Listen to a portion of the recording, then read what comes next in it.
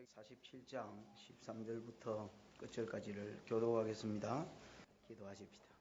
우리의 구원을 이루시고 보좌 우편에서 복음이 땅끝까지 전거되면 재림하시겠다고 약속하셨던 주님, 온 만물이 주를 찬양하는 줄 알고 만물의 영장으로 하나님의 형상으로 지음받은 구속받은 성도가 그 찬양의 앞자리에 있도록, 가장 선봉에 있도록 우리의 입술을 주관하여 주옵소서. 원망하기를 거치고 불평하기를 거치고, 하나님 아버지 하나님, 우리의 입술을 샘물로 바꾸어 주셔서, 단물로 바꾸어 주셔서 찬양이 나오며 경배가 감사가 끊어지지 아니하도록 우리의 입술을 주관하여 주옵소서. 이 시간도 하나님 말씀 앞에 앉았습니다. 사모함으로 앉았습니다. 사모하는 영혼을 만족케 하시는 주여, 우리의 심령을 만족케 하시되 주의 신령한 은혜로 기름진 것으로 충만하게 하시옵소서. 예수님의 이름으로 기도하였습니다. 아멘. 이제 드디어 제가 이제 돌아다니는 집회는 끝이 났습니다. 이제 다음 주부터, 이번 주부터 교회 구역 예배, 그 다음에 또 저녁 집회, 아니면 열린 모임 이런 것들을 다시 시작해 볼까 생각합니다. 한목전도까지. 이제 내 인생에 올해의 방학은 끝났다 생각하고 또 한번 모든 일에 열심을 내는 그런 또 출발점이 되기를 바랍니다. 오늘 본문은 7년 흉년 가운데서 이제 한 2년이 지나고 한 3년 때부터 3, 4, 5, 6, 7, 이제 한 4, 5년 요 기간을 요셉이 어떻게 애굽 사람에게 양식을 파는지, 어떻게 애굽 사람한테 양식을 나누어 주는데 나누어 줄 때 어떤 원리, 어떤 원칙을 가지고 양식을 나누어 주는지 거기에 대해서 좀 증거를 하려고 합니다. 다시 본문이 7년 언제에 해당한다고요? 이미 분명히 2년은 지난 것이 확실합니다. 왜냐하면 성경에 앞으로 흉년이 5년 더 남았으니까 그 5년 동안 내가 아버지와 형제들을 복양하겠다고 말이 나온 거 보니까 2년이 지난 건 확실하단 말이야. 정확한 횟수는 알 수 없고, 무슨 말인지 알겠지요? 그러면 많이 남았으면 5년, 적게 남았으면 기근이 몇 년 더 남았는데 4년 더 남았는데, 이 4년 기간 동안 이제 애굽 사람에게 요셉이 양식을 나누어 주면서 어떤 원칙을 가지고 나누어 주었다는 것입니다. 그 원칙이 무엇인지를 증거하고 있는 것이 오늘 본문의 내용이다. 답부터 말씀을 드리면 따라 하십시다. 공짜 불가, 다 팔아서 살아. 뒤에는 안 따라합니까? 공짜 불가, 다 팔아서 살아. 이게 요셉이 양식을 나누어 주는 데 있어서 하나의 뭐로 삼은 것? 원칙으로 삼은 것입니다. 공짜는 안 된다는 것입니다. 공짜 불가. 공짜는 안 되니까 어떻게 해라? 너희가 있는 것을 다 팔아서 이 양식을 사라는 것입니다. 요즘처럼 핸드폰 선전이나 이런 거 보면 공짜라는 말을 많이 이제 하는 게 없는 것 같습니다. 이것도 공짜, 저것도 공짜. 그러나 여러분, 세상에 공짜는 없습니다. 정신을 차려보면 다 여러분이 산 것에 다 포함이 되어 있는 겁니다. 처음에 비행기를 탔을 때에 주스도 주고 신문도 주고 이러길래 이 공짜인 줄 알았습니다. 근데 나중에 알고 보니까 거기에 다 비행기 싸간에 다 포함을 해서 그저 주는 것처럼 이야기하지만은 벌써 여러분, 우리가 한 절잔 마신 값은 그 안에 다 들어앉아 있는 것입니다. 공짜가 없습니다, 여러분. 공짜가 어디 있습니까? 하나님이 주시는 진귀한 것 외에는 공짜가 없는 것입니다. 이 사람들은 공짜 불가, 다 팔아서 살아. 요셉이 여러분 애굽에 와가지고 뜨기 시작한 지가 언제입니까? 언제부터 떴습니까? 바로왕이 꿈꾸고부터. 7 뚱뚱한 소하고 7 빼빼한 소하고 그 꿈꾸고부터 꿈을 해석해내라고 애굽의 제일 똑똑한 것들을 다 불러서 꿈을 해석해내라고 요구를 했지만은 아무도 그 꿈을 풀어내는 사람이 없었습니다. 그때 술 맡은 가는 장이 요셉을 추대했고 요셉이 와서 바로의 꿈을 풀어주었습니다. 이 땅에 7년 큰 뭐가 있을 것이다. 풍년이 있을 것이고, 그 풍년 후에 또 7년 동안 뭐가 있을 것이다. 흉년이 있을 것인데, 그 흉년의 고통이 너무 커서 풍년 때의 즐거움과 풍성함을 다 잃어버리게 될 것이다. 그러면서 요셉이 오랜만에 햇빛을 봐가지고 좀 오바를 했다 했지요. 뭐도 가르쳐 줬다 했습니까? 묻지도 않은 해결책을 가르쳐 주었습니다. 뭐라고 이야기했습니까? 7년, 9년 동안에 똑똑한 관리를 한 놈을 세워라. 이 똑똑한 관리, 이게 포인트입니다, 여러분. 똑똑한 관리를 하나를 세워서 7년, 9년 동안에 곡식을 5분의 1을 세금으로 받고 모자라면 돈을 좀 주고 이래서 5분의 1을 거두어라. 평소 세금은 10분의 1입니다. 그러니까 5분의 1을 내려면 백성들이 뭐 입이 티 나올 거 아닙니까? 근데 풍년이니까 주기도 할 거고 안 되면 또 어떻게 하고 돈으로 사서라도 7년, 9년 동안에 5분의 1의 곡식을 거두어 들여서 창고를 막 어마어마하게 많이 짓고 그 많이 지은 창고에 7년 뭐를 예배해라? 흉년을 예배해서 곡식을 저장을 해 놓으면 그 곡식 가지고 7년 흉년을 살 것이고 그때가 되면 애굽만 기근이 드는 게 아니고 애굽 주위에 아프리카 저 위에 팔레스타인 다 기근이 들 거니까 세상 돈이 바로 될 것입니다. 뭐 이라고 이제 답도 가르쳐주고 해결책도 가르쳐줬더니 여러분 바로왕이 속이 시원하고 백성들이 속이 시원했습니다. 그때부터 요셉이 뜨기 시작했습니다. 바로왕이 가만히 생각하니까 똑똑한 관리를 하나 세워가지고 이 일을 해라 했으니까 뭐 전부 다 술객들이 제일 똑똑했는데 술객들한테 이거 풀으라니까 답도 못 줬는데 이거는 해결책까지 제시를 했으니까 니보다 더 똑똑한 놈이 어디 있겠노? 네가 국무총리해라. 그 나이 30밖에 안 된 사람이 그 자리에서 뭐가 됐습니까? 온 세상을 다스리는 애굽 왕 바로의 국무총리가 되어졌던 것입니다. 요셉이 세상 가운데서 확 떠오르는 순간, 부각하는 요즘으로 치면 스타가 되는 순간이었습니다. 나이 30에 국무총리가 됐습니다. 요셉이 흉년을 예언했지만은 실제로 여러분 그러고 애굽 자기는 흉년에 대해서 대비를 했지만은 실제로 애굽 백성들은 흉년에 대해서 별로 준비를 안 했던 것 같습니다. 그래서 여러분 성경을 읽어보면 흉년이 들고 2년까지는 애굽 사람들이 자기가 준비한 것으로 먹었었습니다. 무슨 말입니까? 풍년이 워낙 컸고 그 다음에 한 1년째는 먹었다 해도 한 2년째까지는 그래도 좀 요셉의 말을 생각해서 흉년이 올 것이다 이렇게 생각하고 먹을 것을 조금 예비했던 것 같습니다. 그러나 여러분 요즘 그 우차상가 뭐 그래서 한 것처럼 그냥 대충 막 까짓 거 기근이 오면 얼마나 오겠노 이라고 대충 준비를 했던 것 같습니다. 대충 준비를 하니까 한 2년은 여러분 1년은 풍년 영양으로 1년 먹고 또 1년은 전에 준비한 것 가지고 먹고 이래가 한 2년 정도는 먹었습니다. 2년이 딱 지나니까 어떻게 됐습니까? 양식이 똑 떨어졌다는 겁니다. 이거 우리도 마찬가지입니다.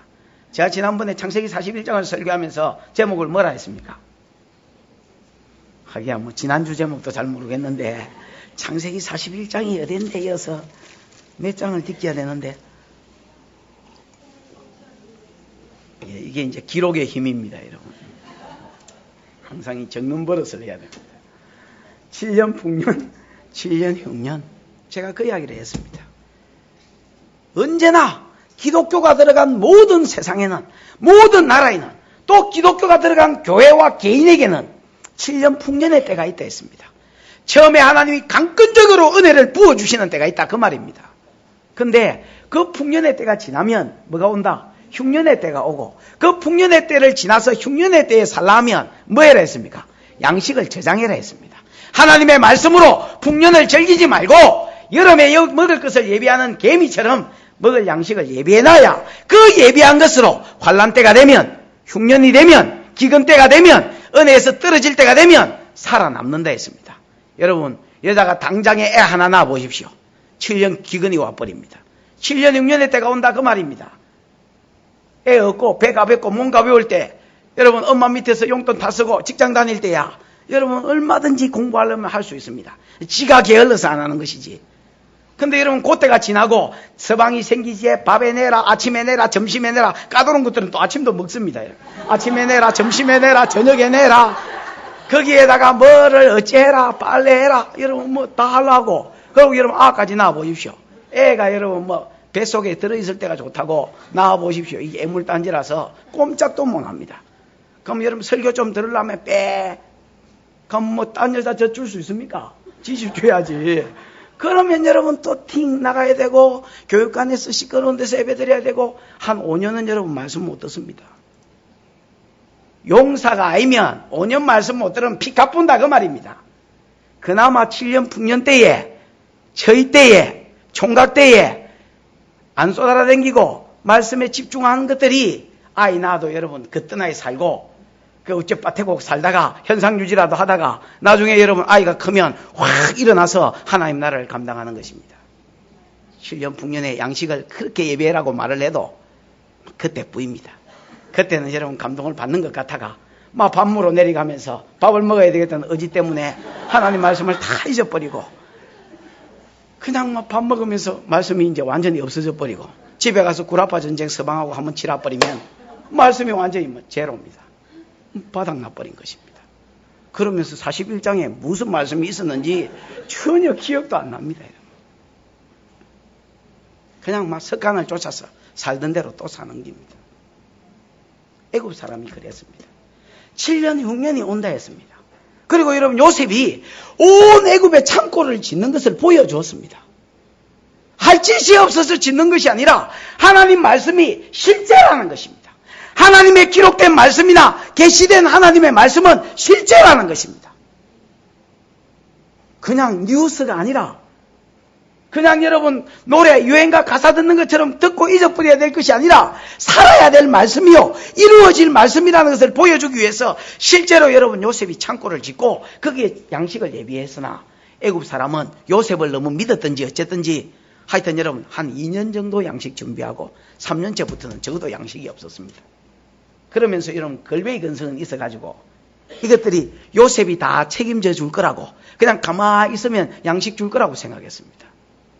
13절 한번 보십시오. 13절 시작.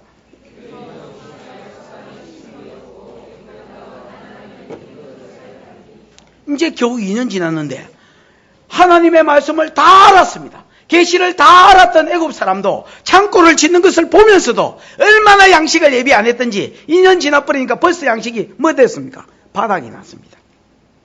그때만 해도요 요셉이 이방인에게는 여태까지 양식을 팔았잖아요. 2년도 안 돼서 그냥 흉년이던 그 해에 말씀이 없는 이방인들은 양식 사러 왔습니다. 요셉이 양식을 팔았습니다. 그냥 준 게 아니고 맞지요?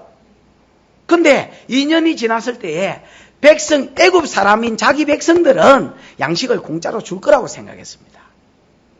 그래서 여러분 요셉 주위를 싸돌아다니면서 아이고 양식이 떨어졌네, 아이고 배가 고프네, 아이고 금식해야 되겠네. 아무리 여러분 힌트를 흘려도 요셉이 말귀를 알아들었는지 몰랐는지 공짜로 양식 줄 생각을 안 했습니다. 돈 가져와야 팔겠다 했습니다. 13절 14절 요셉이 곡식을 뭐하라? 팔아. 뭐하라가 뭐야? 요셉이 곡식을 팔아 애굽 땅과 가나안 땅에 있는 돈을 몰수히 거두고 그 돈을 바로의 궁에 가져갔다 했지요. 그 당시에는 여러분 돈이라 해봐야 전부 다 은으로 만든 은화입니다. 은화. 특별히 무슨 화상이 있는 게 아니라 있었다 해도 다 은이기 때문에 팔레스타인 돈도 은, 애굽의 돈도 은, 애굽의 뭡니까? 아프리카에 있는 돈도 은이기 때문에 전부 여러분 화폐가 그냥 다른 나라 화폐도 통하는 것입니다. 무게로 달았기 때문에. 무슨 말인지 알겠습니까? 은 400세겔 이런 식으로 계산했단 말입니다. 그래서 전부 여러분 그냥 양식을 전부 다 팔았습니다. 이방인에게만 팔 뿐 아니라 누구한테도 애굽 사람한테도 팔았습니다. 여러분. 공짜로 주지 않았습니다. 거저 줄 줄 알았더니 우리는 자국민이기 때문에 거저 줄 줄 알았더니 요셉이 여러분 절대 거저 주지 않고 돈을 가져와야 애굽 사람이라도 돈을 가져와야 양식을 주겠다 했습니다. 그래서 돈을 가져와서 양식을 뭐 했습니까? 사서 먹었습니다. 그 애는 이제 배불리 먹었습니다. 왜? 돈이 있었기 때문에. 풍년이 있어서 돈이 있었기 때문에 그 돈 가지고 한 1, 2년은 양식을 사 먹었습니다. 근데 이제 문제가 한 1, 2년 지나고 나서가 문제였습니다. 뭐가 떨어졌습니까? 돈땡 현상. 돈이 땡 떨어졌다. 그 말이 마음대로 만들어낸 말입니다. 방금. 15절에 읽어보십시다. 시작.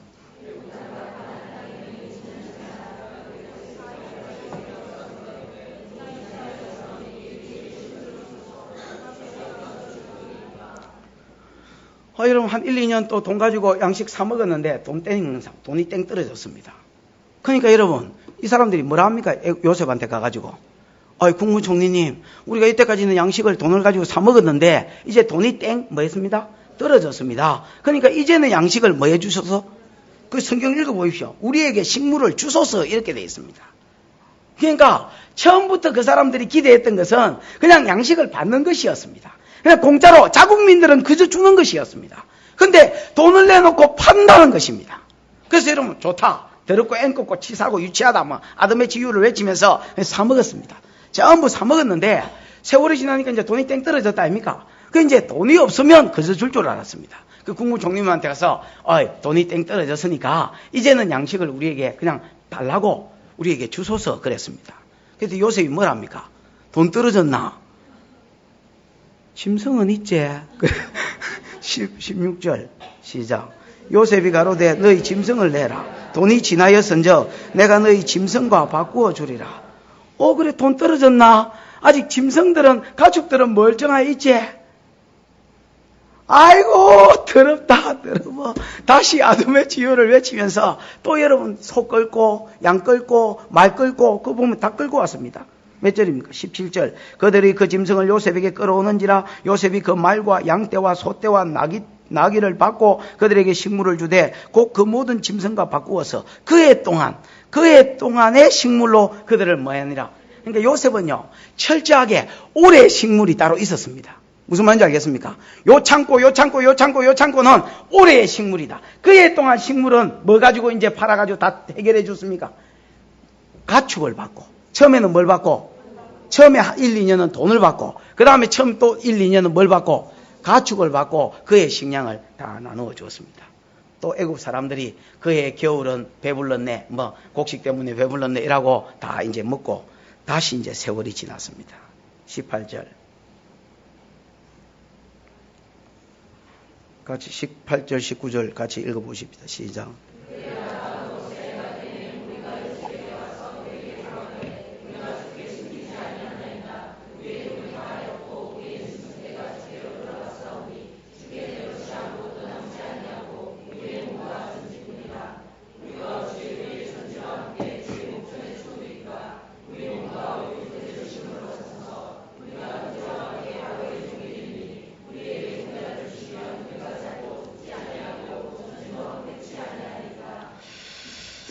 이제 여러분 그의 겨울도 다 갔고 그 다음 해가 됐습니다.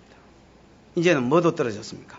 돈도 떨어졌고 가축도 떨어졌고 이제 뭐 아무것도 없습니다. 그 이제 요셉에게 가서 공짜로 줄라 해봐야 벌써 여러분 요셉을 몇 년 겪은 것입니다. 이거는 공짜는 아예 씨도 안 묵힐 소리입니다. 공짜 불가 뭐라도 내놔라 이거니까 공짜로는 안 될 기다. 그 제가 생각해봐도 공짜로는 이제 안 줄 게 뻔했습니다. 그래서 저끼리 입을 맞췄습니다. 뭐라고 입을 맞췄습니까? 이제 다 떨어졌는데 가축도 떨어져 붙는데 이제 공짜로는 안 줄 거니까 뭐를 사자자. 우리 몸뚱아리를 종으로 이제 드릴 테니까 우리 몸뚱아리하고 그 당시에 여러분 왜 이런 일이 벌어졌냐면 그 당시에 애굽의 왕조는 17대 왕조입니다. 힉소스라는 17대 왕조고 그 다음에 여러분 출애굽할 때 출애굽기 1장 8절에 보면 요셉을 알지 못하는 새 왕이 일어났다는 말이 나옵니다. 그 새 왕은 18대 왕조입니다. 아하모스 왕조입니다. 그러면 17대 왕조는 무슨 왕조냐면 17대 왕조는 원래 애굽 본토인이 아니라 우리나라 옛날에 쪽발이가 36년 다스렸던 것처럼 애굽의 저 위에 셈족이라는 여러분 노아의 세 아들이 있다 아닙니까? 셈, 함, 야벳들은 유럽을 차지했고 함 족속들은 주로 요 밑에 아프리카 쪽을 차지했고 그 다음에 셈족들은 저 위에 이란 이라크에 있는 그쪽을 차지했습니다. 바그다드 있는 그쪽을. 무슨 말인지 알겠습니까?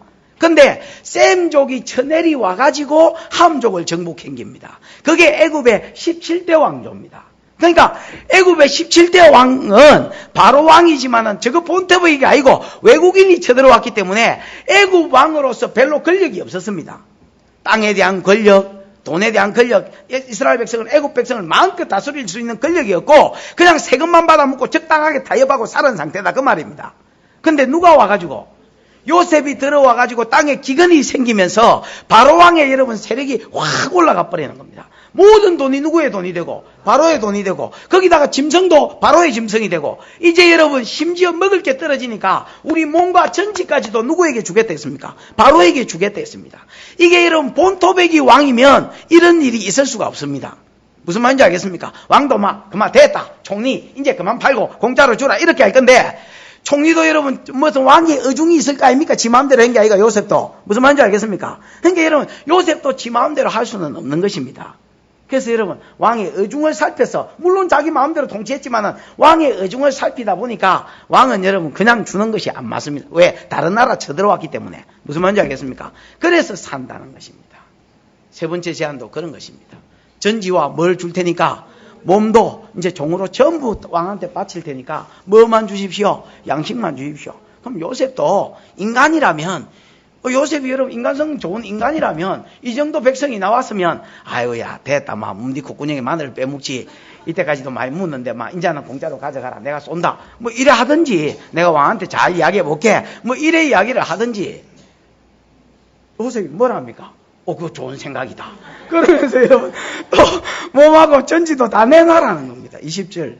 그러므로 요셉이 애굽 전지를 다 사서 바로에게 드리니 애굽 사람이 기근에 몰려서 뭐 팔려고 판 게 아니고 기근에 몰려서 각기 전지를 마음이라 팔면 여러분 굶어 죽으면 어쩌겠습니까?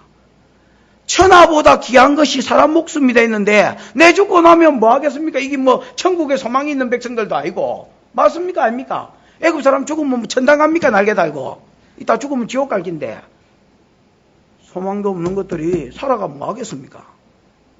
죽으면 더 안 되고 그러니까 여러분 전지를 팔아서 자기가 뭐가 됐어라도 종이 됐어라도 그래서 양식을 달라고 그러니까 요셉이 뭐 알겠다 그러고 전부 다 모을 수 있다 빼앗아 가지고 바로 앞에 들이쁘고 그 다음에 여러분 양식을 주는 것입니다. 21절에 요셉이 애굽 이 끝에서 저 끝까지 백성의 성읍들을 다 모여버렸습니까? 옮겨버렸습니다. 강제 이주를 시켰단 말입니다. 여러분 이게 대단합니다. 여러분. 요셉이 이제 기근이 요때는 1, 2년 딱 남았을 때입니다. 마지막 해입니다. 마지막에.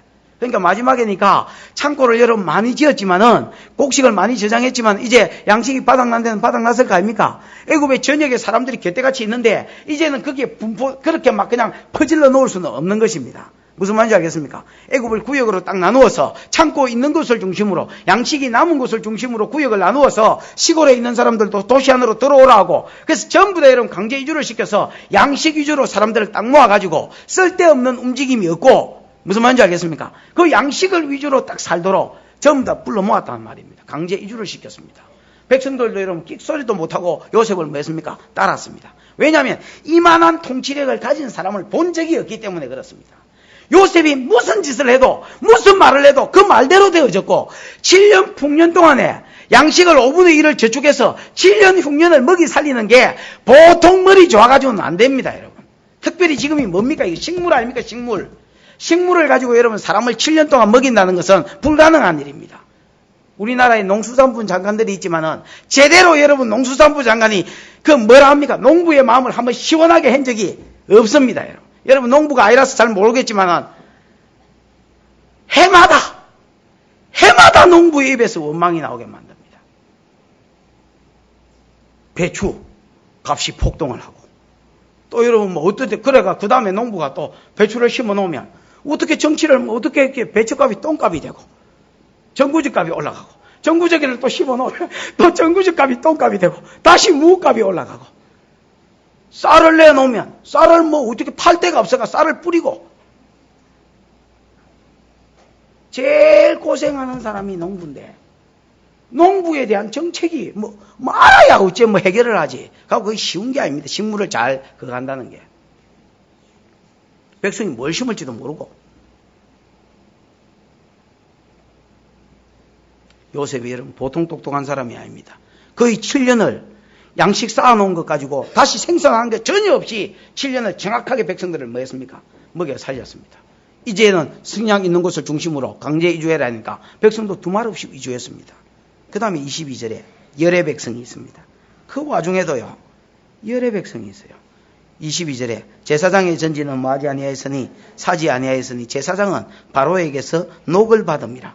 바로에 주는 녹을 먹음으로 그 전지를 팔지 않아. 요즘으로 치면 이것들은 고급 뭐였습니까? 공무원이었습니다. 아주 한 사급 공무원 뭐 이런 것들이었어요. 그러니까 나라에서 주는 녹, 옛날에 여러분 뭐 사급 같은 거 보면 뭐 국가의 녹을 먹는 놈이 뭐 이런 이야기 하잖아요. 그러니까 국가에서 뭘 주더라 말입니까? 월급으로 식물을 주니까 그 어려운 와중에도 식물을 받으니까 이것들은 여러분 전지를 팔지 않고 열의 백성이 유일하게 누구만 있고 제사장들만 있고 그 외에 여러분 모든 사람들은 전부 여러분 자기 집을 팔고 자기 땅을 팔고 그 다음 자기 몸을 팔고 가축은 이미 다 날라갔고 돈도 오직 뭐만 샀다는 것입니까? 양식 사기 위해서 모든 것을 다 팔아제꼈다는 말입니다. 25절에 거기에 보면 23절에 같이 23절 24절 읽어보십시다. 시작.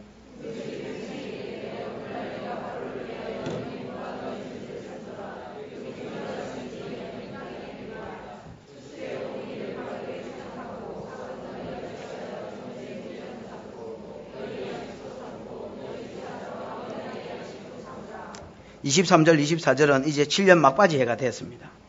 그러니까 이제 7년 아직까지 비올 징조도 없지만은 하나님 말씀에 의하면 7년 흉년이 뭐 하는 해입니까? 끝나는 해입니다. 그러니까 여러분 백성들한테 전부 다 종자를 나누어 줬습니다. 뭘 식량만 준 게 아니고 이때는 뭐도 줬단 말입니까? 종자도 줬단 말입니다. 종자를 나누어 주면서 자 올해부터는 이제 뭐 해라? 심으라는 것입니다. 심고 심때 심어서 5분의 1은 추수를 해가지고 곡식의 5분의 1은 누구한테 돌리고 바로에게 상납하고 이게 이제 새로 세운 옛날엔 10분의 1만 내면 됐다 아닙니까? 10분의 1이 세금 아니었습니까? 이제는 너희가 너희 전지도 다 팔았고 몸도 다 팔았으니까 완전히 너희 것은 없다 이가. 그 상태에서 5분의 1은 바로에게 상납하고 4분은 5분의 4는 뭐 해라는 겁니까? 너희가 양식도 사고 그것과 옷도 사입고 공부도 시키고 뭐 이렇게 해라는 것입니다. 일반적으로 여러분 소유주하고 땅 주인하고 그 퍼센티지가 어떻게 됩니까? 소작농들이 그 나무 땅을 이렇게 얻어서 자기가 소작을 하려면 농사 짓는 사람 농군의 아들 없습니까? 예. 벌써 사투리가 딱 뭐 예.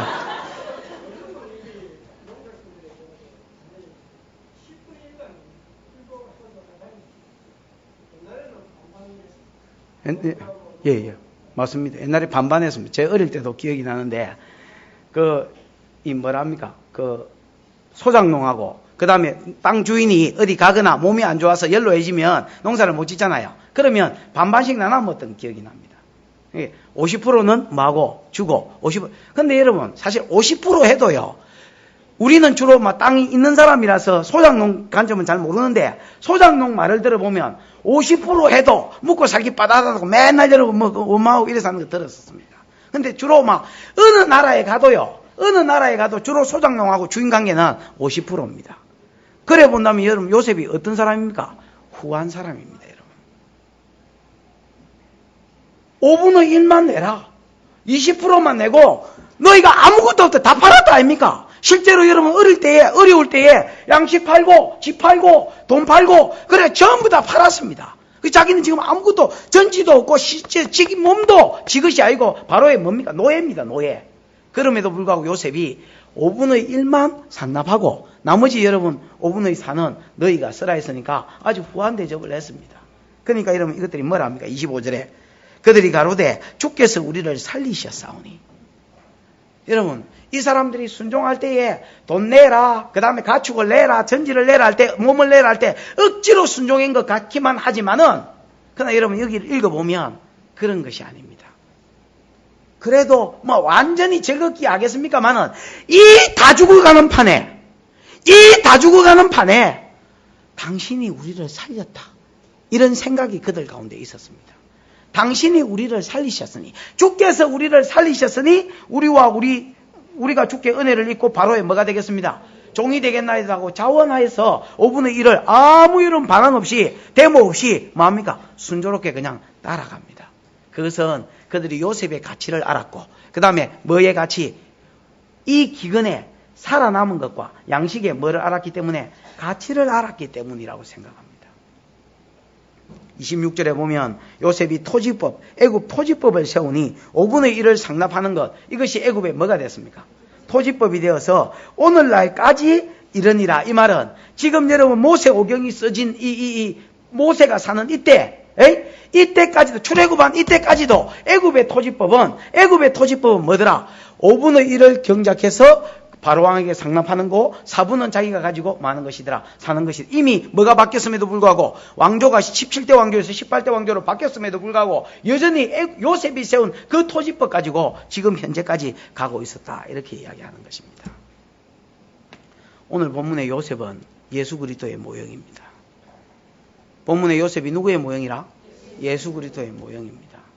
그 다음에 여러분 7년 풍년과 7년 흉년도 기독교가 들어간 모든 나라에는 하나님의 은혜, 또 말씀의 은혜가 임하는 것에 대한 뭐였다 했습니까? 모형이다 했지요.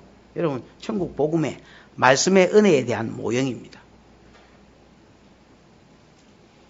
어느 나라, 어느 민족, 어느 개인에게도 7년 풍년이 있고 7년 흉년이 있습니다. 그럼 흉년이 오기 전에 풍년의 때를 뭐 해야 되겠습니까? 준비해야 되는 것입니다. 준비하지 않으면 지금 누구에게로 나아가야 됩니까? 준비했거나 준비 못했거나 간에 그러나 준비하지 않았으면 지금 누구에게로 나아가야 됩니까? 예수 그리스도에게 나아가야 되는 것입니다. 근데 예수 그리스도는 하나님의 백성에게 양식을 팔 때에 어떤 기준이 있고 원칙이 있다 그 말입니다. 공짜로 주는 것 같고 그저 주는 것 같지만은 절대로 공짜로 주는 것이 아니고 그저 주는 것이 아닙니다. 마치 공짜로 주시는 것 같지만은 거기에는 원칙이 있습니다. 어떤 원칙? 공짜로는 안 된다. 공짜는 불가다. 뭐 해야 된다는 것입니까? 너희가 사야 된다는 것입니다. 어떻게 해서? 너희 가진 모든 것을 다 팔아서, 물론 너희의 가진 모든 것을 다 팔아서 하나님의 양식을 사라는 것입니다. 왜 공짜로 주지 않겠습니까? 공짜로 주면 가치를 모르는 것입니다. 아모스 8장 11절에 보면 기근이 올 것이다 했습니다. 장차 온 세상에 기근이 오되 그것은 물이 없어서가 아니라 양식이 없어서가 아니라 하나님의 말씀을 알지 못한 기근이라 했습니다. 말씀이 없는 기근. 그래서 선남선녀가 젊은 청춘 남녀가 하나님의 말씀을 사모해서 이 땅 끝에서부터 저 땅 끝까지 배회하며 뛰어다니지만 하나님의 말씀을 얻지 못하여 쓰러지고 넘어지고 자빠질 때가 이 세상 가운데 임할 것이라고 예언했습니다. 저는 이미 한국 교회에 이런 때가 다 왔다고 생각합니다. 하나님의 말씀을 강론하는 것이 없어져 갑니다. 하나님의 강단에서 하나님의 좋은 소리가 아니고 하나님의 말씀이 강론되어지는 것이 없어져 가는 것입니다. 그냥 말씀 한 줄 쭉 읽고 말씀 따로 그 다음에 좋은 소리를 하는 것입니다. 양식이 없어져 가는 때고 기근의 때가 왔습니다. 그래서 말씀을 읽는 곳을 사람들이 여러분 성도들이 배회하고 다니는 것입니다. 그것도 말씀의 맛을 아는 사람은 본 사람은 말씀이 좋은 줄 알아서 중요한 줄 알아서 말씀을 찾아 배회하지만은 말씀의 맛도 모르는 사람은 도대체 기독교가 뭔지를 모르고 그냥 아무데나 그냥 앉아 있는 것입니다. 그나마 말씀의 맛이라도 본 사람이라야 그 말씀을 찾아다니지만은 그것도 얻지 못하여 넘어지고 자빠지는 때가 올 것이라 했고 제가 보기에는 이미 왔다는 것입니다. 7년 흉년이 온 것입니다. 말씀의 기근이 온 것입니다. 마태복음 13장에 보면 천국의 비유, 천국에 대한 7가지 비유가 나옵니다. 거기에 보면 밭에 감추인 비유가 있고 그 다음에 좋은 진주를 구하는 장사 비유가 2개가 붙어 나옵니다. 여러분이 이걸 보시면 알겠지만 13장을 공부해 보시면 알겠지만은 2개씩 붙여놨습니다. 예를 들어서 누룩 비유하고 뭐하고 붙여놨습니까? 겨자씨 비유. 전부 다 천국은 커진다는 것입니다. 확장된다는 것입니다. 그 다음에 여러분 밭에 감추인 보화 비유하고 그 다음에 좋은 진주를 구하는 장사 비유를 붙여놨습니다. 공통점이 뭡니까? 차이점은 뭡니까 여러분? 이 2개의 차이점. 차이점은 한 놈은 발견하려고 했었고 한 놈은 발견할 마음이 없었습니다. 밭에 감추인 비유는 그렇습니다. 전혀 여러분 천국 복음을 발견할 의사가 전혀 없었습니다. 옛날에는 여러분 전쟁이 일어나면 은행이 없었기 때문에 그냥 자기 밭에다가 자기 그 집에다가 항아리에다가 돈을 넣어가지고 그 안에 그냥 땅에 묻어놨습니다. 묻어놨는데 유언을 못하고 죽어보는 경우 맞습니까? 아들놈이 알면 아들놈이 분명히 술 처먹고 분명히 핫도 칠 거 아니까 그때 당시 핫도가 있었나? 하여튼 뭐 쪼기하고 뭐 이럴 줄 아니까 아버지가 여러분 절대로 말 안 하고 입을 딱 봉해 있다가 죽을 때는 말을 해줘야 되는데 막 너무 급하게 죽는 바람에 말을 못 해주고 죽어버리면 이게 그냥 묻혀있는 겁니다. 그 다음 전쟁이 일어나면 묻혀있다가 막 그냥 주인이 죽어버리는 겁니다. 소장농이 여러분 이제 밭을 가는데 뭐가 이러면 땡그랑하고 마주치는, 그래서 이게 뭔고 하고 띵 열어보니까 그 안에 보화가 들었어요. 근데 그때 법은 집주인하고 땅주인하고 그 다음에 갈다가 발견한 놈이 50%라. 분바이라. 그러니까 여러분 이게 가만히 생각하니까 마음에 안 드는 기라. 어쩌면 이걸 내가 가지고 생각하다가 저 밭채로 다시 묻어두고 밭채로 사야 되겠다. 들키면 나중에 네 돈 어디서 났어? 이렇게 집 사고 이렇게 했노? 이러면 그때 내 밭 갈다가 이래 된 거 아이가? 이러면 다 뺏기거든. 그래서 안 되겠다. 신고를 하면 50%요. 신고 안 하면 다 뺏기니까 그대로 묻어두고 없는 것으로 하고, 그 다음에 여러분 집에 가서 전부 다 팔기 시작했습니다. 소유를. 뭐 젓가락 팔고 소 팔고 그 다음에 제이 팔고 뭐 마누라는 못 팔지만 그 외에 하여튼 모든 것을 전부 다 팔아서 그 주인한테 가가지고, 주인들은 나도 이제 소장농 지쳤습니다. 내 땅 이것만큼이라도 있었으면 좋겠는데 잘 쳐드릴 테니까 좀 파십시오. 이렇게 돼가지고 산 겁니다. 그 이런 밭이 좋아서 샀습니까? 뭐가 좋아서 샀습니까? 보화가. 근데 여러분 그 보화의 가치를 처음부터 알고 켈라 했었습니까? 아니었습니다.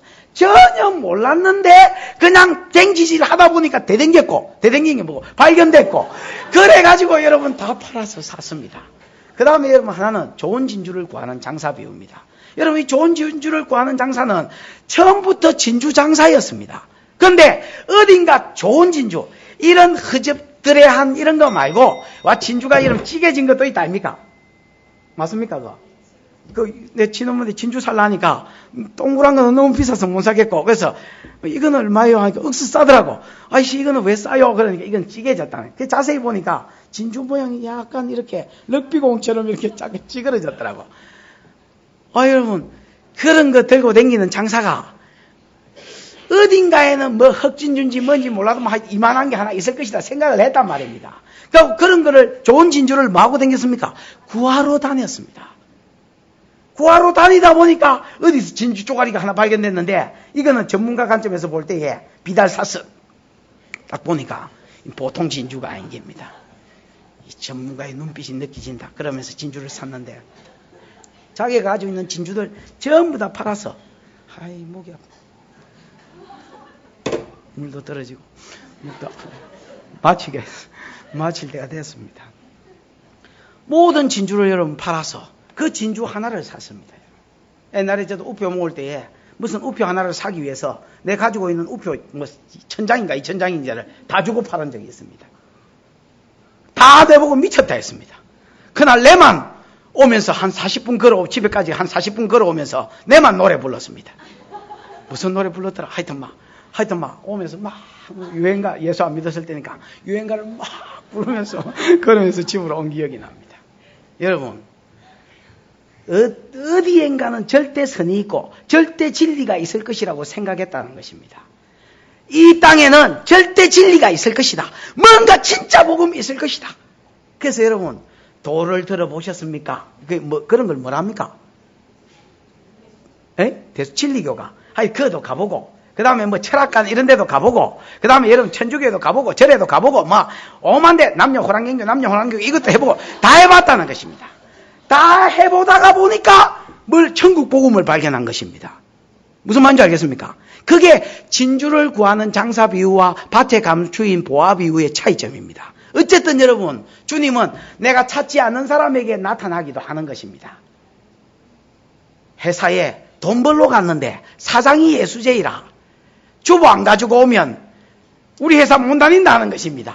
그래서 여러분 어쩔 수 없이 교회 와가지고 주보 가지고 가려고 교회 오다가 막 은혜를 받아가지고 천국 복음을 만나가지고 눈물이 찔찔 나가지고 그래가 막 예수 믿은 것도 버글버글합니다. 여러분 또 마누라 이놈 마누라가 어느 날 먼저 쏘가가지고 교회 가가지고 여러분 눈물을 찔찔 흘리고 오더니 그때부터 여러분 교회 가자고 바가지를 꺾기 시작하는 것입니다. 그래서 가정의 평화를 위해서, 오직 가정의 평화를 위해서 우리 마누라 등살에 못 이겨서 그래서 여러분 교회 왔습니다. 그러다 보니까 어느 날 은혜가 임해서 아내에게 임한 성령이 그에게 임해서 천국이 발견돼 버리는 것입니다. 이것은 밭에 감추인 보화 비유예요.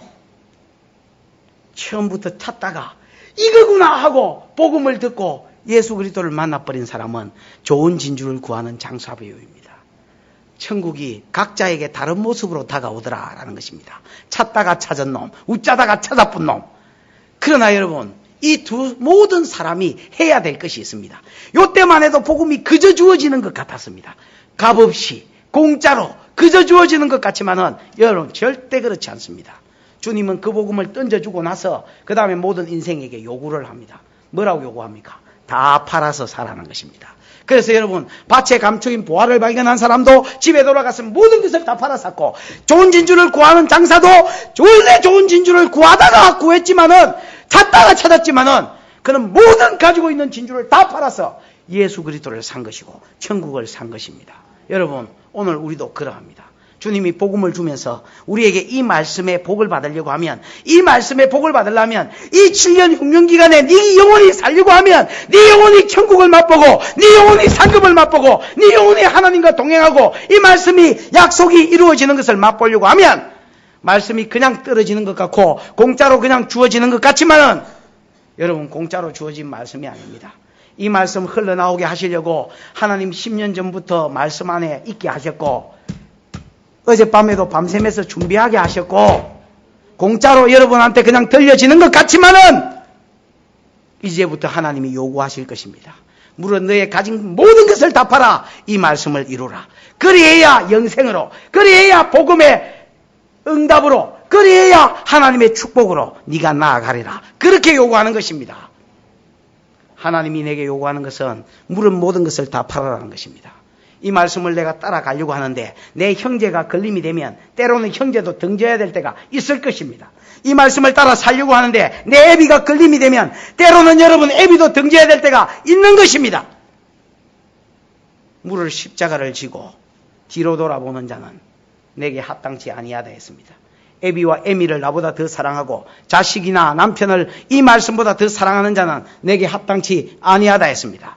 주님은 냉정하신 분입니다. 우리 그리스도 요셉은 냉정하신 분입니다. 절대로 여러분 하늘의 보화를 개돼지에게, 무시하는 자에게, 그냥 여러분 뉴스 듣듯이 듣고 노래 가사 듣듯이 들어서 그 말씀을 던져버리는 자에게 절대로 이 진리의 말씀을, 한 푼도 이 진리의 말씀을 주지 않겠다는 것입니다. 모든 것을 다 팔아 이 말씀을 이루리라.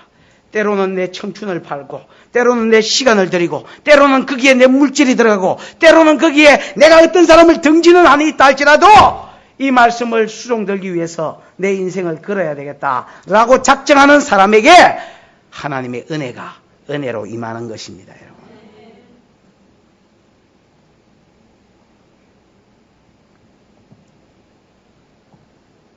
이런 사람이 삽니다. 이런 사람이 복을 받아요. 이런 사람이 그리스도를 만나요. 이런 사람이 하나님을 만나버린다 그 말입니다.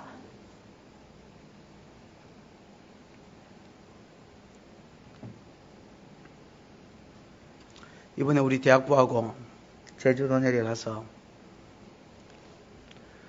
아침에는 우리 대학부가 밖에 가서 복음을 전하고, 그래 오후에는 하나님 말씀을 함께 배웠습니다. 아까 내 기도 제목 때도 냈지만은 그 사도행전을 우리가 가서 공부를 했습니다. 다 못하고 나는 어디 가도 다 해본 적이 없습니다. 예를 들어 3일교회 갔는데 지난번에 항동환 목사님이 이번에 마태복음을 한 마스터 해주시겠습니까? 뭐 해주지요. 이렇게 하고 이제 가가지고 8장하고 왔나 9장하고 왔나 하여튼 그랬습니다. 하여튼 뭐 다 해준 적이 없습니다. 참 이상하지요. 그럼 2시간 3시간 이래가지고 내가 보기에 마태복음 다 해달라는 저분도 좀 그렇고, 이 테이프를 분명히 들을 낀데 이거 하여튼 그분도 그렇고, 그래서 내가 가서 그랬습니다. 너가 목사님 항상 내보고 뭐 다 해달란다. 성경 다 끌어달라고, 뭐 마태복음 다 끌어달라고, 지난번에 요한계시록 다 끌어달라고. 어떻게 다 끌어줍니까? 시간이 있는데. 그것도 진짜 지나가면 은혜가 안 되고 맞잖아요. 뭐 은혜라도 끼치려면 대충이라도 뭘 적응을 하고 이렇게 가르쳐야 되는데, 그러려고 하면 읽어도 있는 시간이 있는데 그냥 요한계시록을 여러분 가만히 가서 읽어도, 전부 다 읽어도 몇 시간 걸리겠습니까? 2박 3일 집회하면 하루는 가쁩니다. 여러분 본문만 읽어도 어떻게 다 해주고 못 해주는 것입니다. 어쨌든 다 못했습니다. 날 잡아 한 번 더 하자 뭐 이래 놨습니다. 그 여러분 고넬료 가정이 나왔습니다. 아까도 이야기했지만 여러분 고넬료, 모든 성령 세례는 기도하는 자리에서 일어났습니다. 모든 성령 세례는 기도하는 자리에서 일어났습니다. 그런데 여러분, 아주 특이하게 고넬료 집안에는 말씀을 듣다가 성령 세례가 일어났습니다. 제가 어떤 집회에 갔더니 그 집회 목사님이 성령 세례가 일어나는 곳은 말씀을 듣는 자리와 기도하는 자리, 그런 곳이다, 이렇게 말씀을 하셨습니다. 맞습니다. 그러나 여러분, 사실 조금 더 깊이 들어가 보면 기도하는 자리에 성령이 임하는 것이 제일 강권적인 거 맞습니다. 그런데 여러분, 아주 특이하게 고넬료의 집안에는 말씀이 들으면서 성령이 임해졌습니다. 그것은 고넬료의 가정이 이방인이기 때문에 그렇습니다. 그 당시에 유대인과 이방인이 교제하면 불법이거든요. 무슨 말인지 알겠습니까? 근데 거기에 가가지고 베드로가 머리에 손을 얹으면서 성령 받으라고 기도해 주다가 나중에 그게 알려지면 무슨 말인지 알겠습니까? 기도 안 해주는데도 성령이 말씀만 전하는데도 말씀을 전하기 시작할 때부터 성령이 임해 붙습니다. 설사 아직 다 먹지도 않았는데 그냥 밑으로 쫙 빠져버리지. 하나님 마음이 급해가지고 말씀을 그냥 들려주기 시작하는데 막 성령이 그냥 쭉 빠져버렸습니다. 그 이방인들이 성령을 받아서 말씀을 듣다가 나중에 여러분 유대인들이 네가 와 이방인하고 교제했노? 왜 교제했어? 그러고 따졌습니다. 교회 갔더니 베드로가 기도해 줬으면 난리가 났을 깁니다. 내 기도도 안 해줬다. 그냥 천사를 봤다 하길래 내려오라 해서 내가 그거 가졌고, 왜 불렀나 하니까 나도 만나고 싶은 마음이 없었는데 니를 불러라 해서 불렀고, 베드로도 가고 싶은 마음이 없었는데 천사가 가라 해서 갔다. 그게 여러분 저거 한 것은 없습니다. 베드로 알고 싶지도 않았고 만나고 싶지도 않았고 그냥 살고 싶었는데 서로 성령이 연결시켰습니다. 됐습니까? 그래가지고 왜 불렀나 하니까 하나님 말씀을 들으라 했다. 하고 싶은 말이 있거든 해라 했습니다. 그래서 늘 하던 소리를 했는데 다른 데서는 성령이 안 임했는데 늘 하던 소리를 했는데 성령 세례가 말씀 듣는 가운데 일어난 것입니다. 그것은 기도가 준데 이분은 특별해서 말씀을 들을 때 임한 것입니다. 그런데 여러분, 또 한 가지 이유가 있다면 고넬료의 가정이 사모했습니다. 고넬료가 듣고 베드로한테 가가지고 베드로를 청해가지고 말씀을 들으라는 천사의 지시를 받고 지만 여러분 앉아가 베드로를 기다리고 있은 게 아닙니다. 베드로가 4일이나 걸리가 가보니까 거기 가니까 일가 친척 친구 막 개떼같이 전부 다 불러 앉혀놓고 그 앉아 있었습니다. 여러분, 이것이 사모함이고 이것이 기대라 하는 겁니다. 목사가 여러분 신방을 떡 갔는데 지만 떡 앉아 있는 거하고 이 복음을 우리 언니가 들었으면, 이 복음을 우리 남편이 들었으면, 그래서 여러분 같이 앉혀놓는 거하고 같습니까? 이 사람이 여러분 얼마나 사모했으면 분명히 이 시간이 무슨 역사의 순간일 것이다. 안 그러면 천사가 나를 말씀 들으라 할 리가 없을 것이다. 분명히 무슨 하나님의 강권적인 은혜가 이 자리에 있을 것이다. 고넬료는 믿고 사모했습니다, 여러분. 그럼 그 은혜를 내만 받아야 되겠는가? 그는 모든 로마 사람이 유대인한테 말을 들으려 하겠습니까? 그 당시에 로마가 세계를 정복했는데 정복국가, 피정복국가한테 누가 설교를 들으려 하겠습니까? 그것도 뱃놈한테 들어보니 뱃놈이라는데. 그런데도 여러분, 로마 사람이 자기 권위를 버리고 전부 친척을 불러놓고 말씀 앞에 앉은 것입니다. 말씀 앞에. 그 다음에 여러분, 베드로가 오니까 고넬료가 어떻게 했습니까? 절했습니다, 여러분. 누가 절해야 되겠습니까? 베드로가 절하고 누가 절받아야 됩니까? 고넬료가 받아야 되는 것입니다. 그런데 고넬료가 일어나 절했습니다. 왜? 그는 자기 모든 것을 내려놓았습니다. 흔히 우리 요즘 아이들 부르는 찬양처럼 내가 사모하는 모든 것 다 뭐하고 내려놓고 내가 높임받는 모든 직분과 모든 것을 말씀 앞에 내려놓고 그 다음에 여러분 고넬료가 그렇게 이야기합니다. 우리는 지금 하나님께서 당신에게 주신 말씀을 듣기 위해서 하나님 앞에 앉았다. 그렇게 이야기했습니다. 고넬료 앞에 앉았지만은 베드로 앞에 앉았지만은 내가 당신 앞에 앉은 것이 아니라 하나님께서 당신에게 주셨던 그 복음의 말씀을 듣기 위해서 나는 지금 하나님 앞에 앉아 있습니다. 모든 사람을 불러놓고 하나님 앞에 앉았다는 하나님의 음성을 듣기 위해서 하나님 앞에 앉았다는 이 사모함을 가지고 자기의 모든 것을 내려놓고 그는 말씀 앞에 집중했고 말씀을 듣기 시작할 때 베드로가 전하기 시작할 때 수만 번 말씀을 전했을 것인데 그 말씀을 전하기 시작할 때에 설사하듯이 하나님이 급하게 성령을 그들에게 부어주셨습니다. 저도 여러분 많은 곳을 싸돌아다니면서 복음을 전했습니다. 정말로 많은 곳을 싸돌아다니면서 복음을 전했습니다. 어떤 데는 여러분 3일째 돼야 역사가 일어나는 데가 있고, 어떤 데는 여러분 가서 시작하자마자 은혜가 임하는 곳이 있습니다. 나중에 여러분 제가 물어봅니다. 물어보면 틀림없습니다. 목사님 3달 전부터 준비했습니다. 3달 전부터 3조로 나누어서 한 조는 수련회를 준비하고, 한 조는 강의를 위해서 기도하고, 한 조는 또 뭐를 위해서 준비하고 있었습니다. 그래서 돌아가면서 한 달씩 한 주씩 계속 돌아가면서 기도하고 있었습니다. 사모하고 있었습니다. 그런데는 여러분 틀림없습니다. 가자 말자, 말씀을 읽자 말자, 전하자 말자, 성령의 역사가 떨어지는가 하면 무뚝뚝해가 변화가 없습니다. 그것은 어디에서 옵니까? 말씀이 문제가 아니고 밭이 문제인 것입니다. 그들은 각오를 하고 듣습니다. 물은 나의 가진 모든 것을 다 던져서라도 이 말씀을 받아 내 것으로 삼겠다, 내 복으로 만들겠다. 그 은혜가 그들을 사로잡고 있었고, 그 생각이 그들을 사로잡고 있고, 이런 사람은 기근에도 하나님을 만나며, 이런 사람은 7년 기근에도 그 영혼이 산다는 것입니다. 여러분, 저와 여러분이 살아야 되지 않겠습니까? 한국교회에 정말로 7년 흉년이 왔다면 저와 여러분이 살아야 되지 않겠습니까? 저와 여러분이 살아야 되지 않겠습니까? 여러분, 이 교회를 유심히 한번 보십시오. 멀리 가지 말고 이 교회를 유심히 한번 보십시오.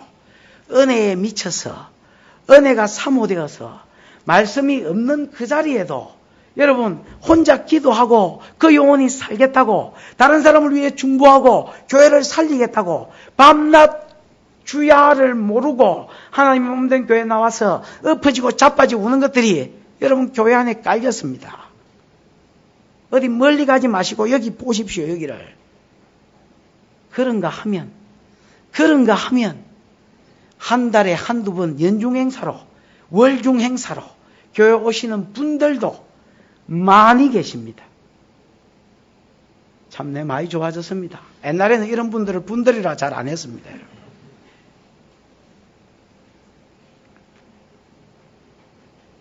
사모하십시오. 사모하라, 그 말입니다. 우리 주님은 복음을 공짜로 들려주는 것 같지만은 절대 공짜로 들려준 것이 아닙니다. 이 복음이 나오게 하기까지 주님이 얼마나 많은 세월을 인내하시고 준비시키셨는지 모릅니다. 그 본문을 흘리실 때에, 그 말씀을 흘리실 때에 그저 주는 것 같지만은 주님은 모든 것을 다 요구하고 계십니다. 듣지도 안 하는 사람이 있어요. 잘 듣지도 안 하는 사람이 있어요. 순종은 자기 뭐를 팔고 이건 내두고 듣지도 안 하는 사람이 있어요. 예배 시간에만 오면 가스불이 생각나는 사람, 예배 시간에만 오면 뭐가 약속이 생각나는 사람, 오면 자는 사람.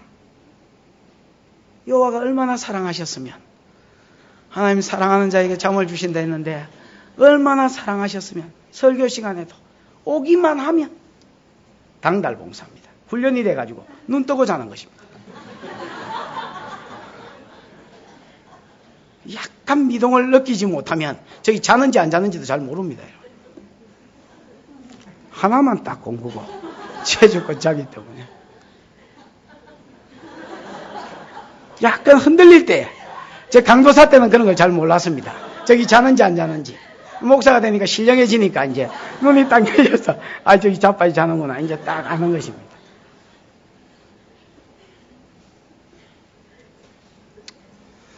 다시 여러분 교회 집회가 시작되고, 다시 여러분 전도 모임이 시작되고, 저녁 집회가 다시 시작되고, 또 여러분 모든 교회 행사들이 다시 정상 가동될 것입니다. 저는 이 모든 것이 시작되기 전에 여러분 마음 가운데 다시 사모함이 일어났으면 좋겠습니다. 그동안 방학이었는데 말씀을 듣고자 해도 듣지 못하고 내 영혼이 피폐했는데, 이번 기회에 내가 한번 살자. 전의 영성을 다시 회복하자. 전의 은혜를 다시 회복하자. 무릇 내게 말씀을 주시면 내 가진 것을 다 팔아서 이 말씀을 이루려고 하자. 그런 욕구들이 여러분 가운데 충만하게 일어나기를 바랍니다. 바랍니다 하면 그만둬야 되지만은 그 뒤에 부문이 남았어. 27절에 이스라엘 족속이 간단하게 마치겠습니다. 이스라엘 족속이 애굽 고센 땅에 거하며 거기서 산업을 얻고 생육하고 뭐 했다 했습니까? 여러분, 이 열의 백성이 하나 더 있습니다. 애굽의 제사장들은 기근을 양식을 안 받았다 했지요. 양식을 받았기 때문에 땅을 안 팔았다 했지요. 이 마찬가지입니다.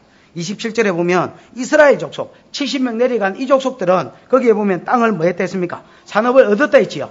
고센 땅을 공짜로 얻었고 세금도 그들은 안 냈기 때문에 요셉 때문에 무슨 말인지 알겠습니까? 세금도 안 냈기 때문에. 그리고 이 사람들은 뭐 양식을 사고 자시고 할 게 없습니다. 요셉이 어떻게 했겠습니까? 바로의 허락 안에서 짜웅이가 빼가지고 이게 짱박았다 하나 하여튼 뭐 짱박아가지고 빼돌린 게 아니고 허락 안에서 뭐 했기 때문에 그냥 나누어 줬기 때문에 산업도 얻고 곡식도 얻어서 제사장 대우를 받았습니다. 사급 공무원, 상급 이런 대접을 받았다 그 말입니다. 그래서 여러분 뭐 팔고 자실 거 할 것도 없고 열의 백성으로 그 가운데서 여러분 뭐 했습니까? 생육하고 뭐 했습니까? 번성했습니다. 28절에 보면 야곱은 내 아들 요셉이 살았으니 지금 죽어도 가하다 했습니다. 지금 죽어도 족하다 했습니다. 그러나 여러분 17년을 더 살았습니다. 130살에 내려갔잖아요. 한 나이가 200살 된 것 같아서 바로왕이 물었다 했죠. 지난주에 네 연세가 얼마뇨? 이러니까 아예 한약을 잘못 먹었어요. 이렇게 하지 않고 내 나이가 130 나그네 세월이 130년이로 돼. 조상의 나그네 세월에 비해서 얼마 못 살았지만 험악한 꼬라지 많이 보고 살았습니다. 그 험악한 꼬라지가 내 인상 가운데 묻어나서 내가 이렇게 노쇠해 보이는 겁니다. 그렇게 대답을 했습니다. 근데 요셉이 지금 몇 살을 더 살았습니까?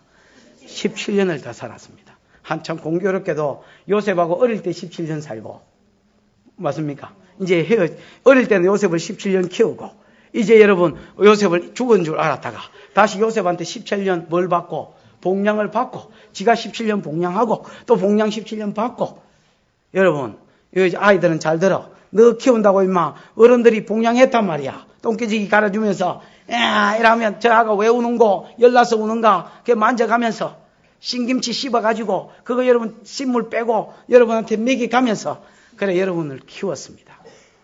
한 20년 키웠으면 여러분도 상상을 해야 돼. 갚아야 되는 것입니다. 내 한 20년 복양해드려야지. 그렇다고 여러분 21년째 버리란 말이 아니고 받은 은혜가 있다 그 말입니다. 하나님께서 요셉을 키운다고 진짜 여러분 특별한 사랑으로 요셉을 17년 동안 키웠지만 그 이상 키우지 못했고 하나님께서 17년 복양받도록 하나님이 은혜를 주셨습니다. 그 다음에 29절에 보면 이스라엘이 죽을 기간이 가까움에 그 아들 요셉을 불러 그에게 이르되 내가 내게 은혜를 입었거든 청하는 내 한도뼈 아래 손을 넣어서 나를 뭐라 했습니까? 성심으로 대접하여 애굽 땅에 장사하지 않기를 맹세하고 내가 조상들과 함께 눕거든 너는 나를 애굽 땅에서 메어다가 선영에 장사해라. 요셉이 가로되 내가 아버지의 말씀대로 하겠다. 그러니까 아버지가 뭐라 했습니까? 맹세해라 이랬습니다. 맹세해라. 그때 맹세했습니다. 그랬더니 요셉이 뭐 했습니까? 야곱이 뭐 했습니까? 일어나 침상머리에서 하나님께 뭐 했습니까? 경배했다 했습니다. 여러분 참 팔자보아 좋아 보이는 사람입니다. 그 당시에 가장 배불러 보이고 가장 등 따셔 보이는 사람 대사장의 특권을 얻고 맞습니까? 제사장도 아닌 것들이 뭐 그냥 제사장의 특권을 얻고 고센 땅을 누리면서 다른 사람 전지 다 팔았는데 절대로 전지 팔지 아니하고 양식을 누리면서 애굽의 여러분 국무총리의 형제들이라는 대우와 대접을 받으면서 그러면서 여러분 그 땅에서 17년 애비만 해도 17년 동안 복을 누리고 그래서 여러분 누가 봐도 세상에서 제일 상팔자 아마 여러분 애굽에서 지금 여러분 우리나라에서 제일 상팔자가 누구겠습니까? 이러면 삐 누구라 하겠습니까? 야곱 이랬을 것입니다. 아니면 삐 이래가 누구라 했겠습니까? 제사장들 그들이 동급으로 놀았습니다. 상팔자 중에 상팔자 야곱 아무 걱정이 없을 것 같은 야곱 왜? 잃어버린 것 다 돌려받고 노년에 여러분 신앙 좋아져 가고 있고 첫 번째 약속 쭉쭉 뻗어가 이루어지고 있고 맞습니까? 애굽에 왜 왔다 했습니까? 요셉 만나러 온 것이 아니다 했지요. 뭐 하러 왔다 했습니까? 큰 민족 확 번성하는 거 눈에 보이기 시작하고 여러분 영육간의 복을 다 받은 것입니다. 그러나 그 야곱의 마음에도 근심이 있었습니다. 무슨 근심? 여기 죽으면 안 될 텐데 여러분 사실은 지가 아닙니다. 사실은 지가 아니고 지금 지 손자들과 지 아들들을 걱정하고 있는 것입니다. 지 믿음은 이제 자랐습니다. 지 믿음은 이제 커졌는데 지 아들, 지 손자들은 여러분 애굽의 기근만 피해서 잠시 왔는 줄 알았는데 이곳에 와보니까 오래 살게 됐습니다. 무슨 말인지 알겠습니까? 아브라함 조상들을 말하고 언급을 내가 같이 생각해 보면 벌써 한 400년은 살아야 되는 것입니다. 그 야곱은 알았습니다. 뭘 알았느냐? 이것들이 이렇게 잘 나가는 세상 속에서 무슨 말인지 알겠습니까? 이렇게 특혜받고 이곳에서 살면 절대로 애굽으로 가나안 땅으로 돌아가지 않으려고 할 것이다. 그걸 여러분 야곱이 내다보고 있는 것입니다. 그게 마음이 아팠습니다. 그래서 여러분 야곱이 그 집의 제일 어른 아닙니까? 이 제일 어른이 유언을 하는 것입니다. 그냥 못 죽고 요셉을 부릅니다. 불러서 내 한도배 아래 손을 넣어라. 한도배는 여러분 이수진 장군이 칼 차면 딱 칼이 닿이는 곳입니다. 그럼 어디입니까? 골반입니다. 여기 지금 야곱이 한 대 맞아가 지금 야곱이 무슨 상태입니까? 그래, 위골 상태. 안 좋게 말하면 병신이다 그 말입니다. 야곱이 이렇게 다닙니다. 야곱을 만났는데 여러분 멀쩡하게 되느라고 이렇게 생각하면 안 됩니다. 야곱은 이렇게 다니시는 거예요.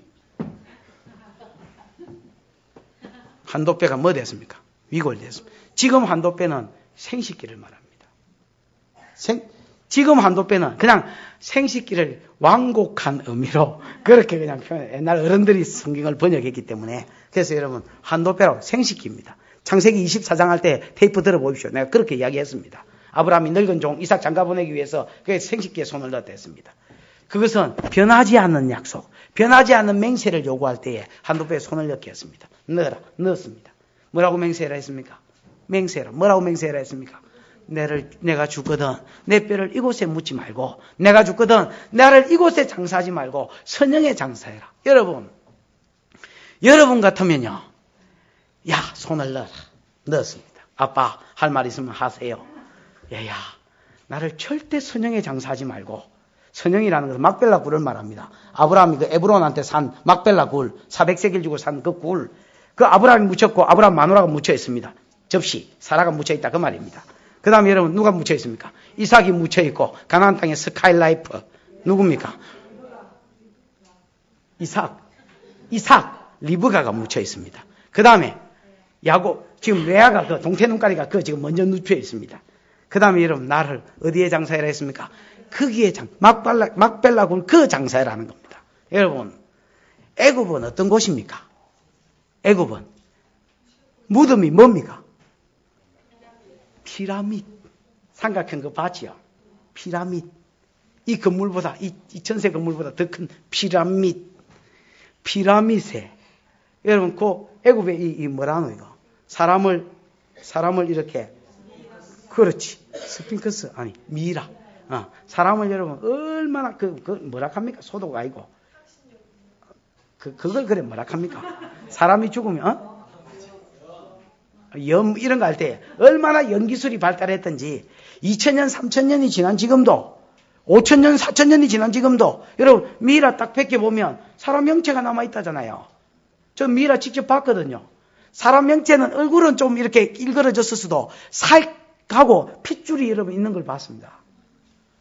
그게 애굽의 여러분 미이라 기술입니다. 무덤도 여러분 거의 뭐 요구만 이런 무덤이 아닙니다. 여러분 뭡니까? 전설의 고향 쩍갈라 이런 무덤이 아닙니다. 뭡니까 여러분? 피라밋. 우리 같으면 여러분 내 한도배에 손을 넣었으면 뭘 하겠습니까? 아들아 네가 국무총리인데 나를 막벨라 그래 그 막 눕히면 되겠나? 그가 사람 누울 때가 그가 내가 여기 와서 보니까 미라가 너무 멋있다. 나를 이곳에 넣으라. 맹세해라. 야곱은 여러분 그곳에 눕기를 원치 않았습니다.